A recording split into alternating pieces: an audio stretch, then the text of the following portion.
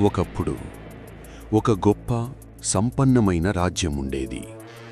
ఆ రాజ్యంలో రాజప్రాసాదం ముందు ప్రతిరోజూ పేదలకు అన్నదానం జరుగుతూ ఉండేది. కాని అదే రాజ్యంలో అందరి దృష్టికి దూరంగా ఒక పేద బాలుడు జన్మించాడు. అతని పుట్టుకతోనే విధి అతనిపై కఠినంగా వ్యవహరించింది.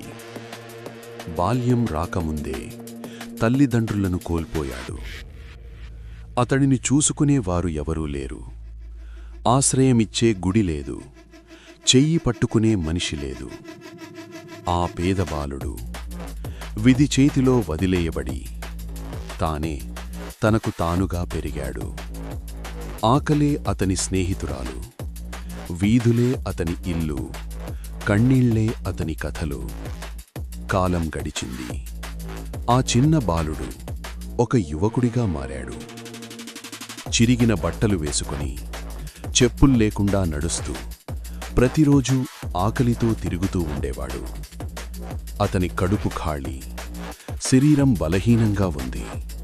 హృదయంలో మాత్రం ఒక్క ఆశే. ఈరోజు అయినా నాకు అన్నం దొరుకుతుందా? అంతలో రాజ్యము దగ్గర పేదలకు అన్నం పంచుతున్న దృశ్యం అతని కళ్లకు కనిపించింది. ఆశతో, బలహీనమైన అడుగులతో ఆ రాజ్యము వైపు నడిచాడు. అక్కడ పేదవాళ్లు పెద్ద వరుసలో నిలబడి శాంతిగా ఆహారం తీసుకుంటున్నారు. కాని తన ఆకలిని ఇక తట్టుకోలేక ఆ పేదవాడు ఆలోచన లేకుండా వరుసలోకి దూకాడు. ఒక్క క్షణంలో ఒక బన్ పట్టుకుని పరిగెత్తాడు.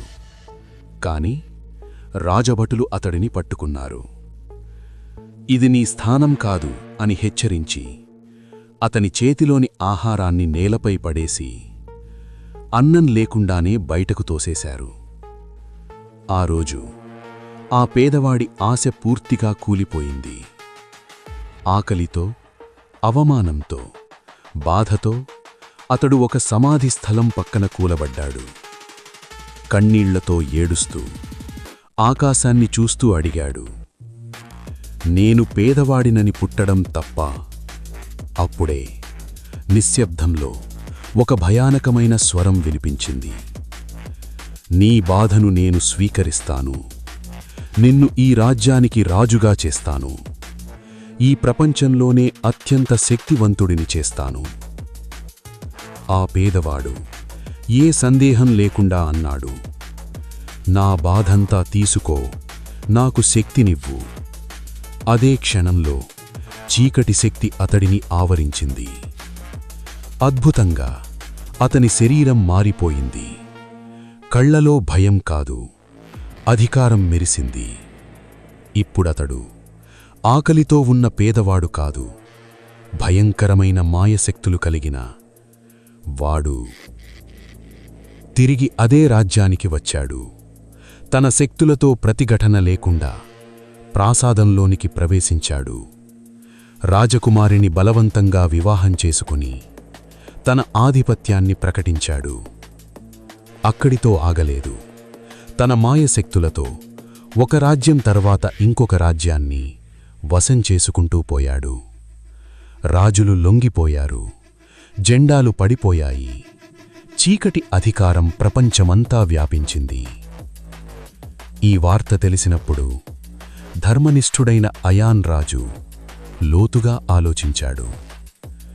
ఇది ఇలానే కొనసాగితే ఈ ప్రపంచమంతా చీకటే అవుతుంది.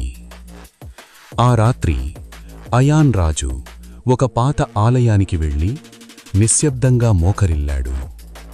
కన్నీళ్లతో ఆకాశాన్ని చూస్తూ ప్రార్థించాడు, ధర్మదేవా, అన్యాయానికి అంతం చూపించు, న్యాయానికి బలమివ్వు. అక్షణంలో చీకటి మేఘాల మధ్య దివ్య కాంతి వెలిసింది. ధర్మం చీకటిని ఎదుర్కొంది. దేవశక్తి మరియు చీకటి మాయశక్తి మధ్య భయంకరమైన యుద్ధం జరిగింది. గంటల బాటు ఆకాశం కంపించింది, భూమి వణికింది. చివరికి ధర్మం గెలిచింది. చీకటి శక్తి పూర్తిగా నశించింది. ఆ సామ్రాటు మాయమైపోయాడు.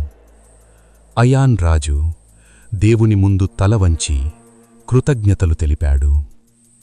దేవుడు అతనికి కొన్ని ధర్మశక్తులు ప్రసాదించాడు. ఆ శక్తులతో అయాన్ రాజు చీకటి చేత కోల్పోయిన రాజ్యాలను తిరిగి వాటి ప్రజలకు అప్పగించాడు.